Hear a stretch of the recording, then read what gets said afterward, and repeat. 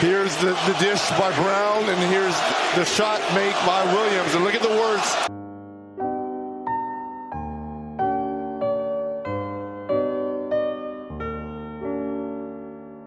A few moments later. Williams defends Butler. A bump, the grind, the gyration, and the two in the foul. And they're having words. Look at this. Nose to nose. Yeah. Eye to eye. Butler will take it into the defense of Grant Williams. Shot clock at 4. Here he accelerates and finds 2. With the 3. Butler drives on Grant Williams, and a 15-footer will tie it at 100. Adebayo screen. Williams the defensive assignment. This is what he wants. Inside for the lead. He got it. That's what he wants. Grant Williams on him. The Celtics. I thought he was the answer. Come on. That's your answer to the problem. That's the answer. That's the answer to the problem. Come on. That can't be the answer. Did Grant Williams make a mistake poking the bear with Jimmy Butler? Next question. You may be sitting back asking yourself, man, there were so many great Miami Heat performances tonight. So many players played great. Who could possibly be the Miami Heat player of the game? Maybe it's Jimmy Butler. Jimmy Butler, 27 points, 8 rebounds, 6 assists, 3 steals, 2 blocks. Maybe it's Bam Adebayo. 1 assist away from a triple-double, 22 points, 17 rebounds, 9 assists. Maybe it's Caleb Martin. Huge game, continues to ascend to star status, 25 points. Maybe it's the great Duncan Robinson. Hasn't played in a long time, now he's back, killing it, 15 points, 21 minutes. Maybe you're saying to yourself, the player of the game is Cody Zeller. Heat Nation over here hating on Cody Zeller, but let me tell you a little fun fact about Cody Zeller. Cody Zeller, twice as many rebounds as Robert Williams. 6 rebounds, 2 points in 10 minutes. None of those people are the players of the game. The player of the game for the Miami Heat was Grant Dean Williams. Grant Williams, everybody. And you know what? I like Grant Williams. I never had a problem with Grant Williams. I like Grant Williams. Tough guy, good enough player. And Grant Williams checked into the game. He didn't even play last game. Hasn't really played much lately. And I said, oh, wow. Good. Go ahead, Grant Williams. Grant Williams is playing basketball. Good for him. And then I don't know. Grant Williams had something happen to his brain where he forgot who he was and he forgot who Jimmy Butler was, and he had some weird idea in his head to where he hit a 3-pointer and he thought it was a good idea to start flapping his gums to Jimmy Butler. And then all of a sudden, the Miami Heat go on a 24-9. I can't get an answer as to what the run was. 24-9, 22-9, 26-4, whatever. But Grant Williams, what are you doing, bro? But thank you. Thank you, Grant Williams. So let's get to the game. I'm going to try and keep this quick. We all saw the game. We all know what happened. Look, it boils down to this. We have a way better coach. We have better stars. We have better role players. We're not fazed by this team. I've been saying it, that this Celtics team is not the same team as they were last year. Their heads aren't there. Their hearts are not there. You can see it. I'm telling you right now, Jaylen Brown, and he might still have a big game against us. I'm telling you right now, Jaylen Brown is 1 foot out the door. Mentally, the way he's playing, he's checked out. I'm telling you right now, that guy's checked out. My mind, I'm already getting way too cocky, and I'm already thinking about a certain something that I really shouldn't be thinking about right now that I'm not even going to mention here, but I find myself, you know, it was like when we went up 3-1 against the Knicks, and I had that video where I'm like, I'm already daydreaming about shamrocks and Liberty Bells. Well, there's a certain something else that I'm already starting to find myself daydreaming about. And I'm not even going to mention it here. Maybe if we win next game and we go up 3-0, then I'll mention it. I'm not going to talk about it, but I see it. I see it looming upon the horizon. But let me not get that far ahead of myself. Anyway, so the first quarter started. First quarter was going pretty well. We opened up to a quick 9-2 lead. Robert Williams taken out of the game with 7:35 left. I found that to be pretty interesting. I wrote down here, and this is what a lot of people have been asking, is it time to start Caleb over Kevin Love? I don't think so. I think that doesn't bode well for the matchups if we do that. And look, if it ain't broke, don't fix it. And it ain't broke right now, so leave it alone. And really, when it comes to that kind of stuff,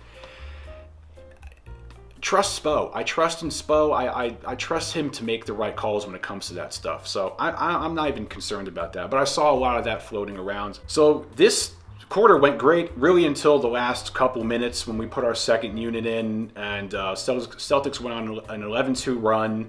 Only put them up 1. Then second quarter comes around, and this was the first Celtic big punch to the jaw, their first big run. Ended up being a 21-2 run. I think it actually went up to a 24-4 run at one point. And I wrote right down here, with first thing I wrote down, need to be able to absorb the Celtic punch like last game. And man, did we do that.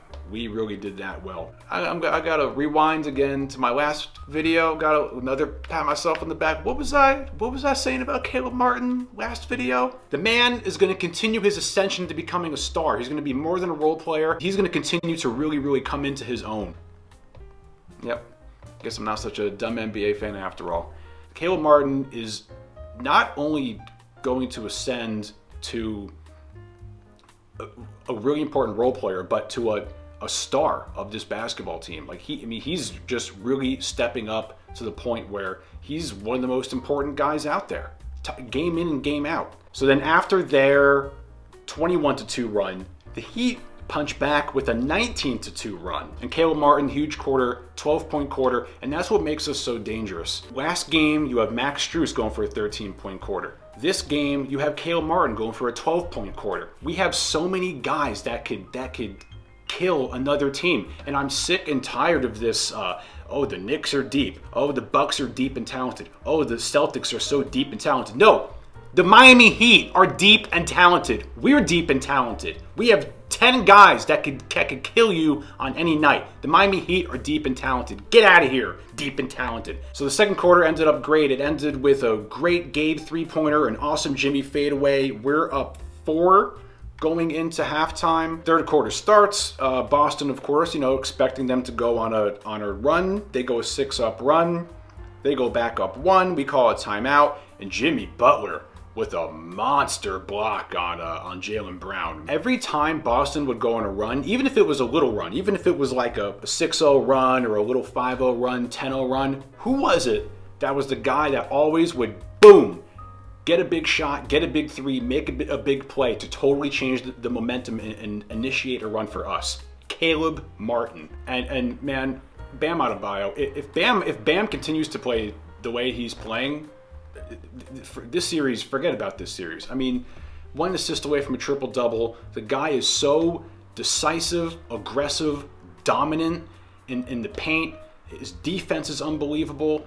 That offensive rebound that he got in the end, I've watched that like, I don't know, a dozen times. I just keep watching that over and over and over again. The thing I loved about Duncan Robinson is his versatility this game.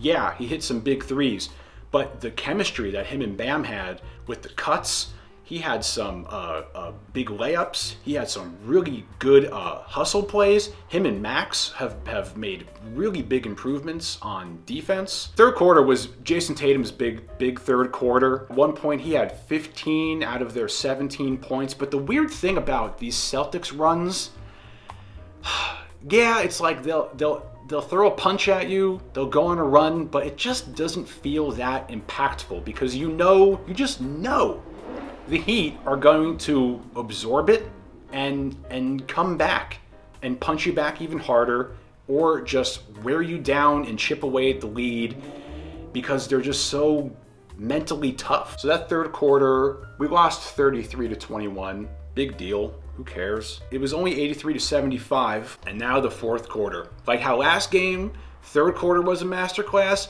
this fourth quarter was a masterclass. So we were actually down 12 with 10.5 minutes left, and I wrote down, hopefully Jimmy is in soon. And Duncan Robinson hit 2 big threes. One to put us down 7, and then another to put us down 4. A big conversation that I saw a lot of people having on Twitter and podcasts and all that stuff, and this is one of these situations where I was like, let Spo worry about this, is the zone defense.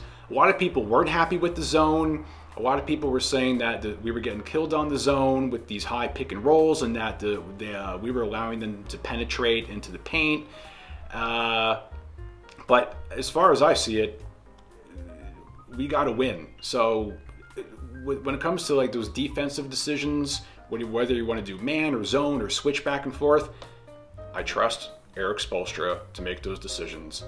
And not only do I trust Spoelstra to make these decisions, these mid-game decisions, these quarter-to-quarter decisions and switches and changes, but what the most important thing about that is how this team implements the switches that Spoelstra is telling them to do, and they do it so cohesively and effectively. That takes talent and togetherness. Grant Williams hits a three, thinks he's all cool, talks to Jimmy Butler. Jimmy gets to and one. They go head to head against each other. They're butting heads, and I'm just like, I guess we're gonna win now. And then Jimmy just like goes on to absolutely spank Grant Williams. It's amazing. We're down 2 with 3:19 left, and I wrote down Heat are great in these instances, and then boom, Jimmy ties it at 100, draws an offensive foul on Jason Tatum.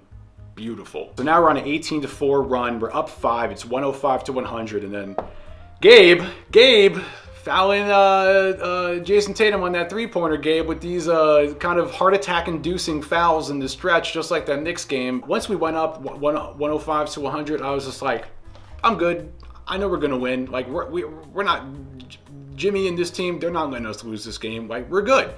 And then Gabe, man, that guy is just. Gabe didn't have a great game. I mean, he only had 9 points, 2 rebounds in 40 minutes. But man, he came right back and hit that really, really big jump shot to put us back up 4, and that really sealed the deal at that point. And that was about it. The Celtics just really didn't come back from that. Another abysmal fourth quarter from Jason Tatum. Had a bunch of turnovers. Apparently didn't even have a field goal. I think he just made a few foul shots. What's happening right now that we're up 2-0, I dare I say we're in a sort of similar position to when we were up 3-1 against the Knicks, as far as whatever the Celtics throw at us at this point, we're good. We're just going to counter it with something better. You're going to throw Robert Williams at us? So what? You're going to throw Al Horford at us? So what? We already took down Brook Lopez and Giannis. We took down those giants, Mitchell Robinson and the German guy Hartenstein and Randall. So what? You think we're scared of Robert Williams and Al Horford? Come on. What are you talking about? Grant Williams? Come on. I mean, I don't know what Joe Mazzulla's doing. First game he's throwing clipboards. This game you're down 6 with a minute or 2 left. You're not calling timeouts. You have timeouts left. You're not calling timeouts. The guy's out of his element. He's out of his element, and he's just getting out coached by Spo. And like I said in the last video, our stars like Jimmy, Bam are not scared of their stars like Tatum and Brown. Our role players are not scared of their role players. Our coach is definitely not scared of their coach. Like we got this team. We got this team. We got their number. I feel it. I can just feel it. And the Celtics really underestimated this team. And I said going into the series, I'm like, who do you guys think you are? You beat the Hawks in 6. You beat the Sixers in 7. Look what we've accomplished. And what's so dangerous about the Miami Heat is that we can win in different ways. The Celtics can only win if Tatum and Brown have huge games. We can win.